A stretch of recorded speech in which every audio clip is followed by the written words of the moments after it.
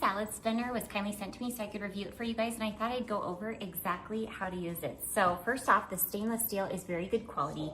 This bowl I just use as my soaking bowl. So I'm doing some lettuce right now. I've already soaked the lettuce in here, and then I drained it in the strainer that was provided. Now you can see this bowl is empty, and you see this little raised notch right here.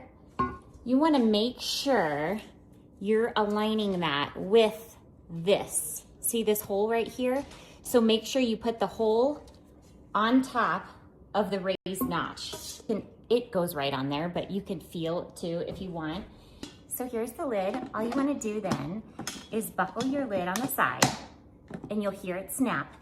Then to actually spin your salad or vegetables, you can do even delicate fruits in here like berries.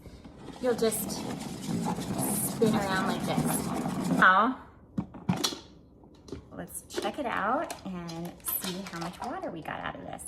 All right, hopefully you guys can see all that water I got out just from spinning it. And then a nice added touch to this is it has a bottom that's not gonna slip on your countertops. So as you're spinning it around, it's going to hold really well there. Get in here, you can drain and spin it.